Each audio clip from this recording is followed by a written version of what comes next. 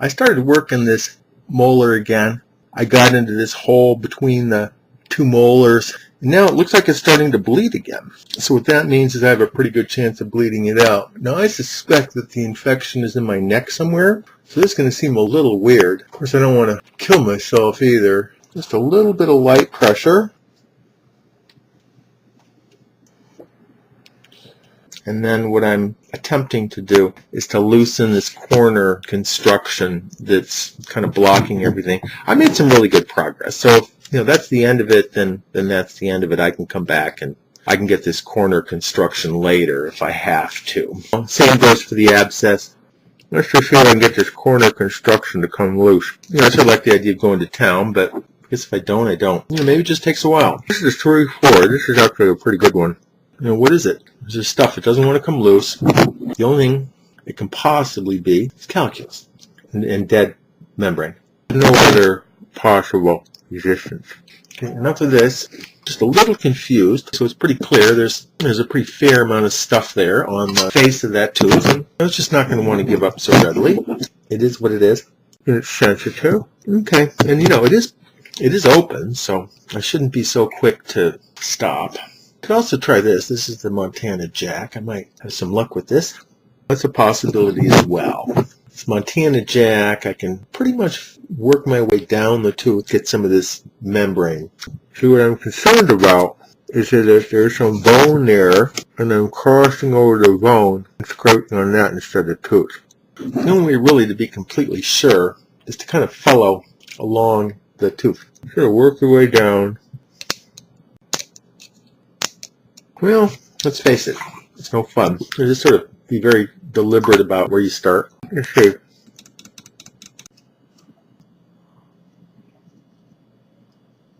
Okay. Here's got some granulation tissue. That's the stuff. This is going to take a while. This is going to be a serious project. Okay, so here's another couple blobs. Got this thing on the inside. I sort of drained it off. Now, this other one between the teeth where there's a lot of membrane. Just doesn't want to go up. Okay, so I'm just a little confused here. There's some more bleeding. I'm confused where the tooth is. So what I'm doing, I'm trying to hollow down the tooth. There's certainly all this calculus on the front of that tooth that doesn't want to give up, which is sort of standing in the way here. It just is what it is. Very slow progress. I wish there was some way to speed it up.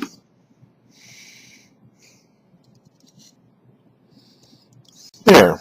Okay, managed to pull something loose, huh? Some nice big blocking things. Feels like some blood coming out too. Okay, getting some blobbage here. This is what it looks like to me. There's a complex of calculus that's on the front of that tooth that's holding in the abscess that's down here. I did a pretty decent job of releasing it from the inside.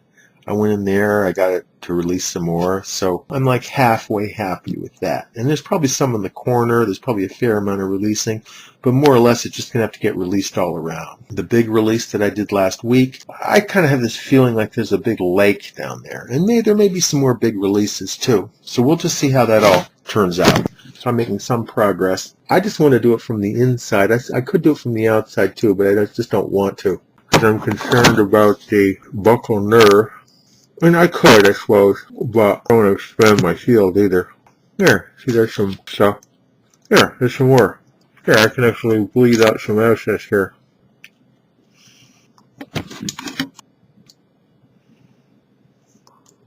There, there's some more.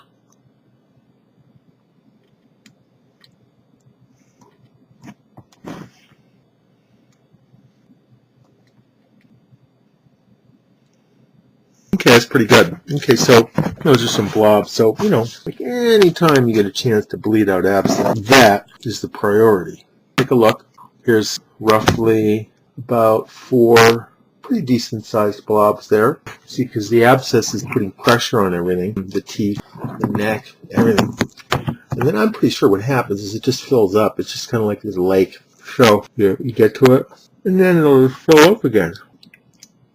Anytime you can get abscess, that's the first priority. Number one priority. Everything else can wait. Let's try that some more. Okay. A lot of pretty good sized blobs here, huh? Okay, so there's no question that these blobs are important to get. Okay, so here's some more. This is roughly about 4 or 5. It's got this, deep infection as well. It's the same thing. Maybe what's going to happen is I'm going to open up this area in the front of this molar, and then all the deep stuff is just going to start coming out. Kind of the way it's appearing. And then, if I've gotten this infection in my neck, well, this is what I want. I want this to happen. Same thing, see? See it's bleeding?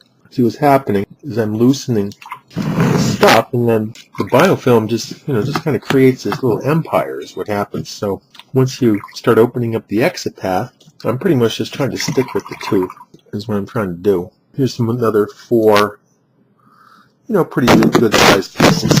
Now it's possible that what's going to happen is the same thing as before. These large pieces are going to start to get pretty bloody.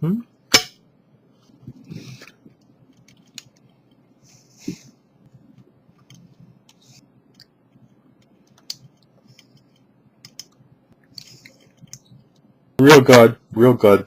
Okay, well, looks like it's bleeding out, so I really need to stick around. There's about 4 or 5 pretty decent sized blobs, so I should probably put that thing back on again on my neck, but I'm not going to do it yet. I'll try to stick with the tooth as much as possible. What I can do is I can start at the top, kind of float my way down, get into this gap, try to catch on to something, and literally the stuff just comes out. And it's obviously it's good that I get calculus, but if the stuff is just flowing out at the bottom, then that's really the important thing, because that's the deep infection that's coming out. Here's another like 4 or 5 of these things. Okay, so I'm going to do this a little bit more, and I'm actually going to put that thing back on my neck again.